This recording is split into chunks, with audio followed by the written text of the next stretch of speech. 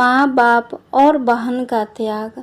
आज फिर बेटा बिना कुछ खाए घर से जा रहा था तो माँ ने बेटे से कहा, बेटा थोड़ा खाना खा कर जा, 2 दिन से तूने कुछ नहीं खाया है। तो बेटे ने कहा, देख मम्मी, मैं 12वीं बोर्ड की परीक्षा के बाद सेकेंड हैंड बाइक मांगी थी और पापा ने प्रॉमिस किया था कि ज़रूर ला कर देंगे। आज मेरा आखिरी पेपर है, दीदी को कह देना कि जैसे ही मैं परीक्षा देकर बाहर आऊँगा तब पैसा लेकर बाहर खड़ी रहे। पैसे लेकर नहीं आई तो मैं घर वापस नहीं आऊँगा। एक गरीब घर में बेटे राजेश की जिद और माता की लाचारी आमने सामने टकरा रही है। माँ ने कहा, बेटा तेरे पापा तुझे बाइक लेकर देने ही वाले थे, लेकिन पिछले महीने हुए एक्सीडेंट। माँ अपनी पूरी बात कर पाती उसके पहले राजेश बोला, मैं कुछ नहीं जानता, मुझे तो बाइक चाहिए तो चाहिए। ऐसा बोलकर राजेश अपनी मम्मी को गरीबी और लाचारी की मझधार में छोड़कर घर से बाहर निकल गया। 12वीं बोर्ड की परीक्षा के बाद भागवत सर एक अनोखी परीक्षा का आयोजन करते थे। सर का विषय गणित था, किंतु विद्यार्थियों को जीवन का गणित भी समझाते थे और उनके सभी विद्यार्थी यह परीक्षा जरूर देने जाते थे। इस साल परीक्षा का विषय था मेरी पारिवारिक भूमिका। राजेश परीक्षा कक्ष में आकर बैठ गया। उसने मन में गांठ बांध ली कि यदि मुझे बाइक नहीं लेकर देंगे तो मैं घर नहीं आऊँगा। भागवत सर ने क्लास में सभी को पेपर बांट दिए। पेपर में 10 प्रश्न थे। उत्तर देने के लिए 1 घंटे का समय दिया गया था। राजेश ने पहला प्रश्न पढ़ा, आपके घर में आपके पिताजी, माताजी, भाई और आप कितने घंटे काम करते हो? विस्तार में बताइए। राजेश ने तुरंत से जवाब लिखना शुरू कर दिया। पापा सुबह 6 बजे टिफ़िन के साथ अपनी ऑटो रिक्शा लेकर जाते हैं और रात को 9 बजे वापस आते हैं। ऐसे में लगभग 15 घंटे काम करते हैं। मम्मी सुबह 4 बजे उठकर पापा का टिफ़िन तैयार करती है, बाद में घर का सारा काम करती है, दोपहर को सिलाई का काम करती है और सभी लोगों के सो जाने के बाद वो सोती है, लगभग रोज के 16 घंटे। दीदी कॉलेज जाती है, शाम को 4 बजे से 8 बजे तक पार्ट टाइम जॉब करती है और रात को मम्मी की काम में मदद करती है, लगभग 12 से 13 घंटे। और मैं सुबह 6 बजे उठता हूँ और दोपहर स्कूल से आकर खाना खाकर सो जाता हूँ। शाम को अपने दोस्तों के साथ टहलता हूँ, रात को 11 बजे तक पढ़ता हूँ, लगभग 10 घंटे। पहले सवाल के जवाब के बाद राजेश ने दूसरा प्रश्न पढ़ा, आपके घर के मासिक कुल आमदनी कितनी है? राजेश ने लिखना शुरू किया, पापा की आमदनी लगभग 10,000 है, मम्मी और दीदी का मिलाकर 5,000 है, कुल आमदनी 15,000।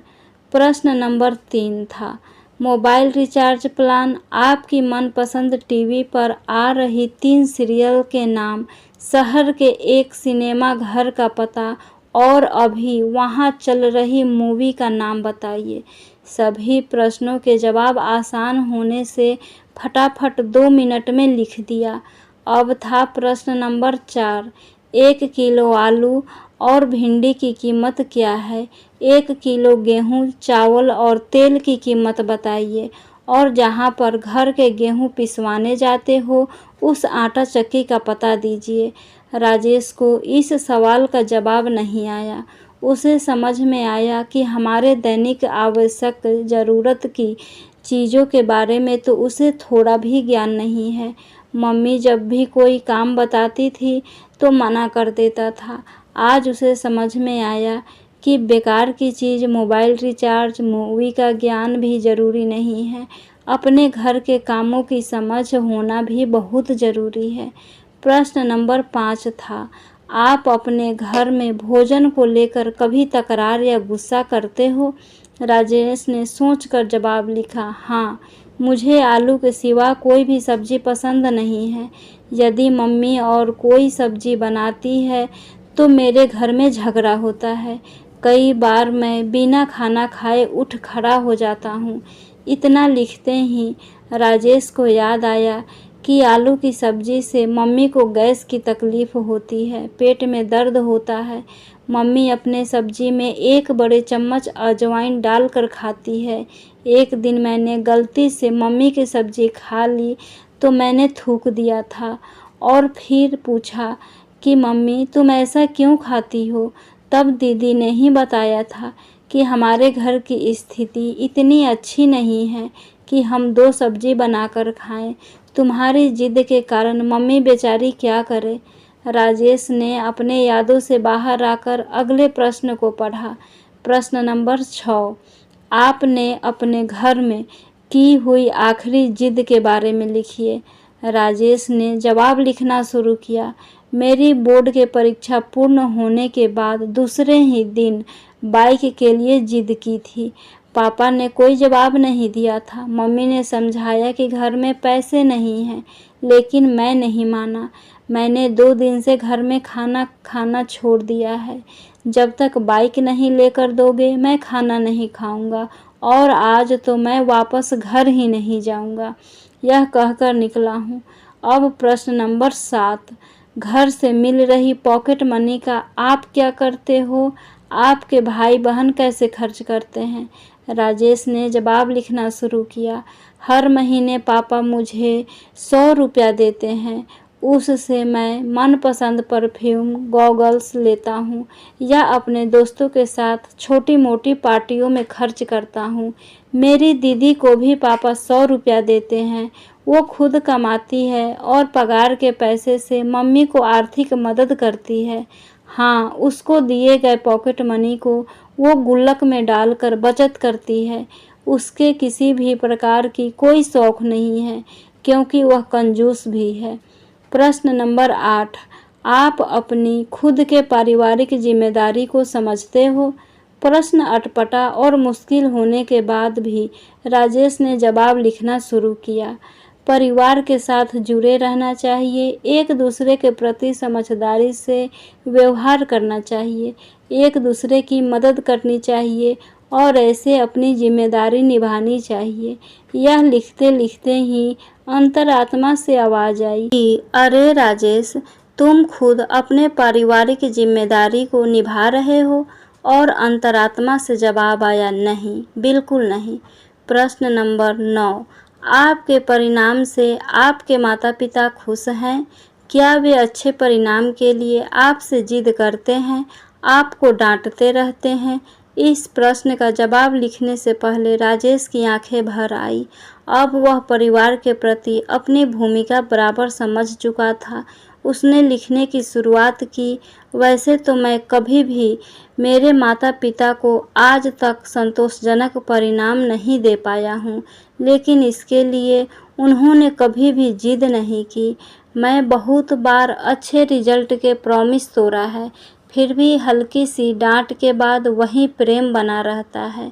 प्रश्न नंबर 10, पारिवारिक जीवन में असरकारक भूमिका निभाने के लिए इन छुट्टियों में आप कैसे अपने परिवार की मदद करेंगे?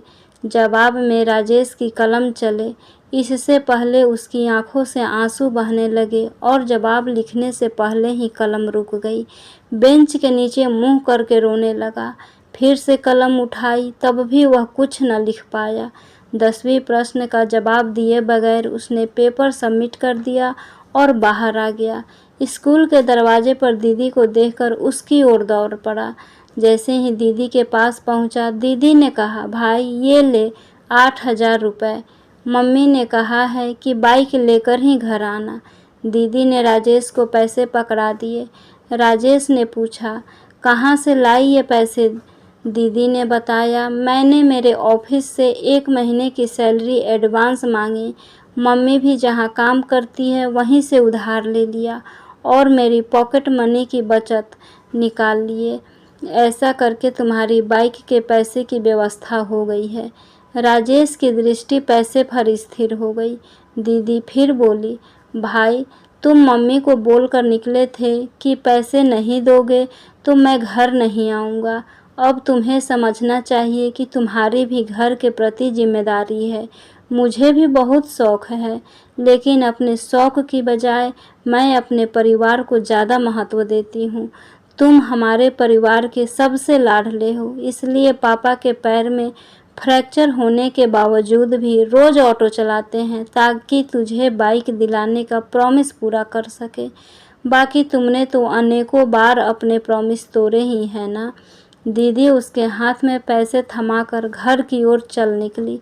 उसी समय राजेश का दोस्त वहां अपनी बाइक लेकर आ गया, अच्छे से चमका कर लाया था। दोस्त ने कहा, ले राजेश, आज से ये बाइक तुम्हारी। सब 12,000 रुपये में मांग रहे हैं, मगर ये तुम्हारे लिए 8,000 रुपये में। राजेश बाइक की ओर एकटक देख रहा था और थोड़ी देर के बाद बोला, दोस्त तुम अपनी बाइक उसे 12,000 रुपये वाले को ही दे देना। मेरे पास पैसे की व्यवस्था नहीं हो पाई है और होने की संभावना भी नहीं है। और वो सीधा भागवत सर के केबिन में जा पहुंचा।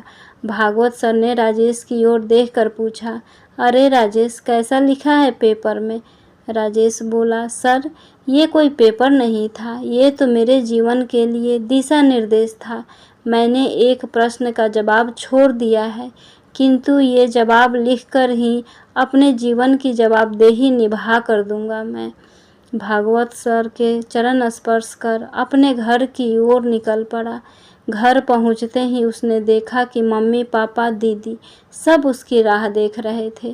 राजेश को देखते ही मम्मी ने पूछा, बेटा बाइक कहाँ है?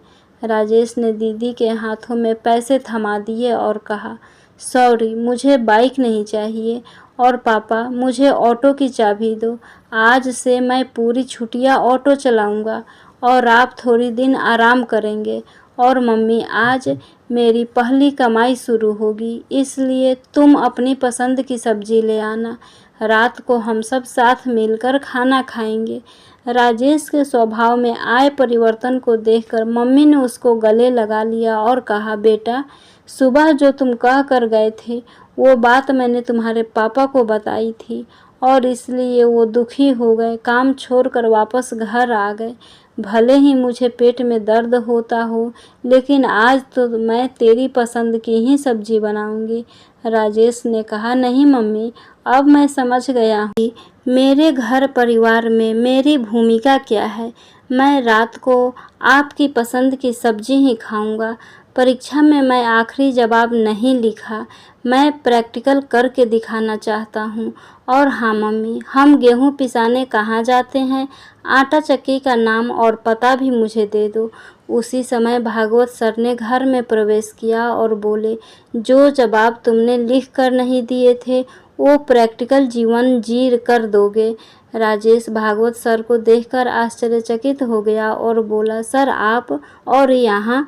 भागवत सर ने बोले, मुझे मिलकर तुम चले गए, उसके बाद मैं तुम्हारा पेपर पढ़ा, इसलिए तुम्हारे घर की ओर निकल पड़ा। मैं बहुत देर से तुम्हारे अंदर आए परिवर्तन को सुन रहा था।